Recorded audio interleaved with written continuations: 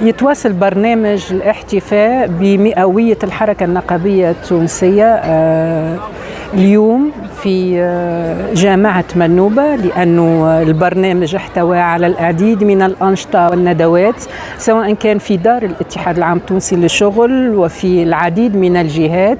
اليوم ارتأينا أن نقوم بمائدة مستديرة في كلية الآداب بمنوبة في قاعة الأستاذ توفيق البكار في رحاب الجامعة التونسية، ومن أهم قلاعها جامعة منوبة، للحديث على مئوية الحركة النقابية من جهة الرموز والدلالات.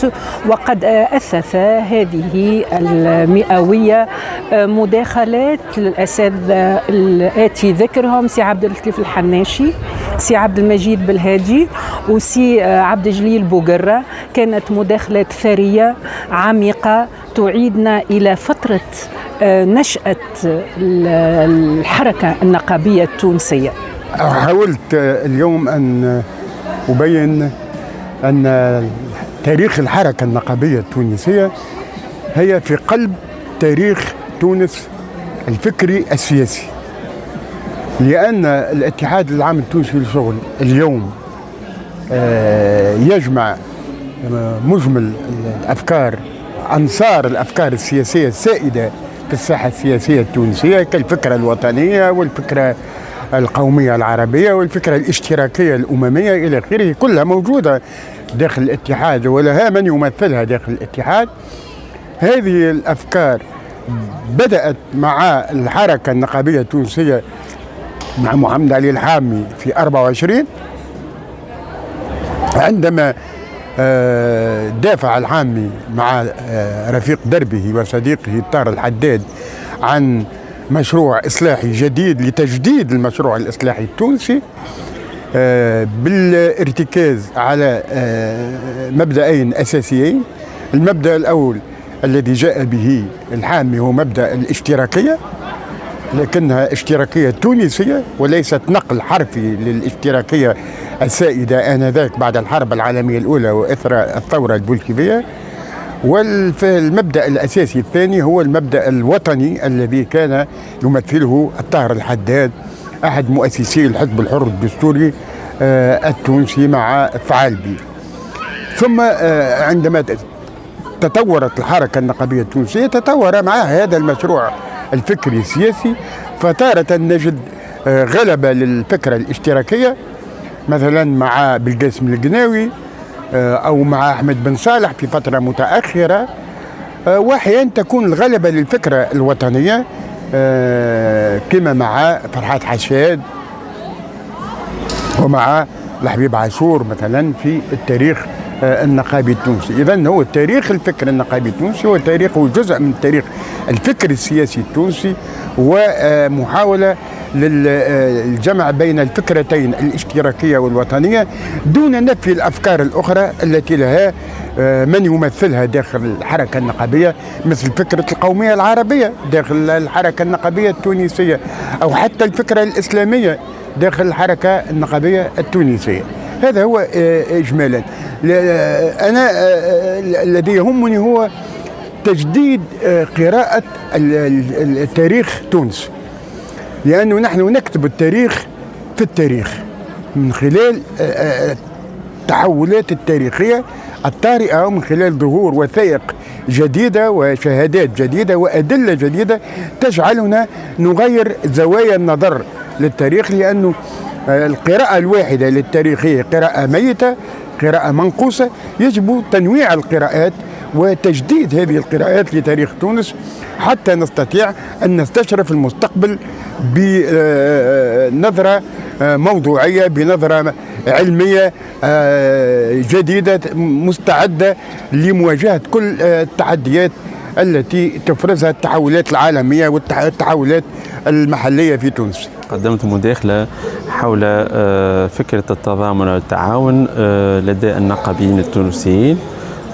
تقريبا تتبعت تطور هذه الفكرة على مدى 100 سنة في تونس. وقسمت المداخلة إلى قسمين. قسم فكرة التعاون في تونس لدى النخبة التونسية بصفة عامة، ثم القسم الثاني فكرة التعاون والتضامن لدى النقابيين التونسيين، وكيف حولوا هذه الفكرة من النظري إلى التطبيق. هي خصوصية في العمل النقابي التونسي، اعتمدها بطريقة التضامن العمالي وبالمفهوم الاشتراكي، أي تعاون العمال في إنشاء وحدات تضمن لهم مثلا الحصول على سلع بقيم أقل مما ترعه السوق. وهذا الأمر تكرس خاصة في التعاضديات التي أقامها الاتحاد بين 1957 و 1962، بحيث تمكنت المنظمة من إنشاء أكثر من 27 تعاضدية في قطاعات البناء، في المطبعة، في أسواق الجملة، غيرها من الهياكل الاقتصادية. وقد شملت هذه التعاضديات كل أنحاء البلاد، من قبلي، توزر، منزل جميل، تونس العاصمة، صفاقس، سوسة إلى آخره. واشتغلت هذه التعاضديات إلى حدود 1962 قبل ضمها إلى الدولة. هو في الواقع تناولنا الكثير من القضايا، ولكن المداخلة تركزت على نقطة أساسية، وهي القيم والمبادئ التي انبنى عليها الاتحاد العام التونسي للشغل. وكنت ركزت على 6 مبادئ أساسية، اللي هي الاستقلالية، وكذلك التضامن، والمسألة الاجتماعية، وكذلك مسألة حقوق الإنسان، والتضامن الدولي اللي ارتكز عليه الاتحاد العام التونسي للشغل، وهو أيضا في الواقع جزء من التراث النقابي اللي يرجع بالأساس إلى الجامعة العامة أو جامعة عموم العملة التونسية الأولى التي تأسست سنة 1924، ثم أخذت تطورا آخر في عام 1937. هذه المبادئ هي التي ارتكز عليها الاتحاد العام التونسي للشغل، وهي التي عمل من أجلها. وثم نقطة أيضا أساسية اللي هي مسألة الوطنية، أي أن الاتحاد العام التونسي للشغل المبادئ التي تحدثنا عنها توجت بدوره الوطني، وخاصة في حركة التحرر الوطني ضد الاستعمار الفرنسي، وحاول بتجاوز الأطروحات السابقة التي أرادت أن تفصل الوطني مع النقابي. الاتحاد تجاوز هذه المسألة وانخرط تقريبا انخراطا كليا منذ سنة 1946 عندما انعقد المؤتمر الاستقلال اللي وقع في أوت 1946، وأصبح جزءا لا يتجزأ من الحركة الوطنية ببعدها طبعا السياسي وكذلك الاجتماعي. وتطور الأمر في انخراطه الكلي، سواء من خلال الإضرابات التي شنها من أجل قضايا اجتماعية وكذلك سياسية وطنية،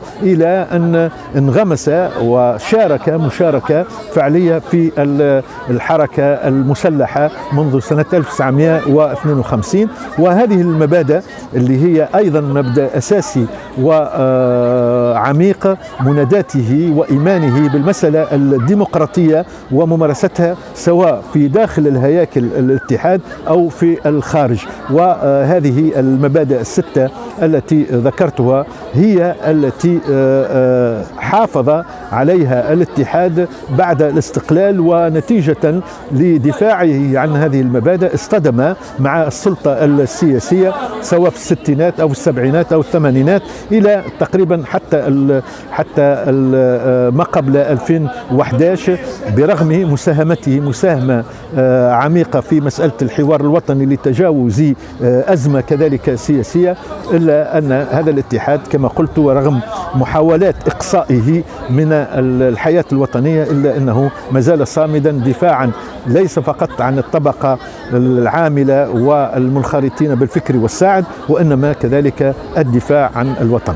التوصيات هي عديدة، باعتبار نحن كأكاديميين حاولنا أن نقدم مقاربات عديدة حول واقع الاتحاد وكذلك مستقبله، وكنا أوصينا خاصة على مسألة أعتقد أساسية هي نشر الوعي في صفوف المنخرطين في الاتحاد من خلال أولا إلقاء المحاضرات من قبل جامعيين مختصين. هذه النقطة الأولى. النقطة الثانية كنت أنا شخصيا قد طرحتها، دعوت الاتحاد على نشر مجموعة كبيرة من رسائل الماجستير والدكتوراه التي تناولت تاريخ الاتحاد أو حتى واقع الاتحاد بعد الاستقلال. والنقطة تقريبا الثالثة أيضا هي الاهتمام بتاريخ الاتحاد في الجهات، وهذه مسألة أعتقد أساسية، لأنه لا يمكن فهم تاريخ الاتحاد العام التونسي للشغل فقط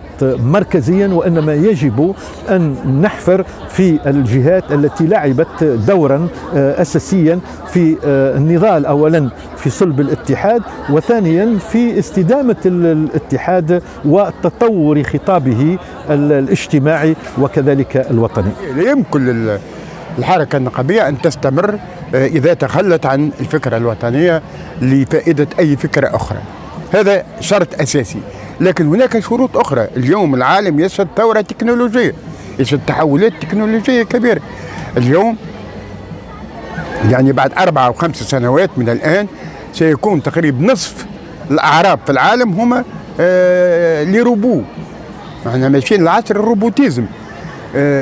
إذن يجب على الاتحاد أو الحركة النقابية أن تتأقلم مع الثورة التكنولوجية ومع تبعات الثورة التكنولوجية لتجدد خطابها، لتجدد أساليب عملها. المغيبون في تاريخ الحركة النقابية التونسية، وبالتالي أن تاريخ الاتحاد تاريخ ثري من جهة المساهمات، نعمل ساعينا على أن نجعلها على السطح، كما أن تاريخ الاتحاد العام التونسي للشغل كما كتب كتاب الأستاذ عبد المجيد بالهادي أنه تاريخ في الجهات، يعني في كل الجهات ثم مساهمات يجب إحيائها ويجب يعني وضع تسليط الضوء عليها، لأنها تبقى تاريخ للنضال النقابي يعنينا في كل جهة من ربوع البلاد هذه الجميلة. الاتحاد أمامه كتب ألفت حول تاريخ الحركة النقابية، وهو مطالب اليوم أنه يعيد لها ويناقشها ويقدمها للمجتمع التونسي، معناها حتى ترى الضوء في إعادة ورغم أنه الكلمة يمكن أنه فلنكتب بتاريخ هذه الحركة من مقاربة مختلفة، من رؤية مختلفة لتاريخ هذه الحركة النقابية. المطروح اليوم أنه نعود لهذه الموائد المستديرة لمناقشة من جديد هذه الأسئلة الحارقة، هذه الرهانات المطروحة اليوم على الحركة النقابية ودور الاتحاد في تاريخ تونس وفي صنع تاريخ تونس وفي المساهمة في هذا المشروع إن شئنا الاقتصادي والاجتماعي المطروح.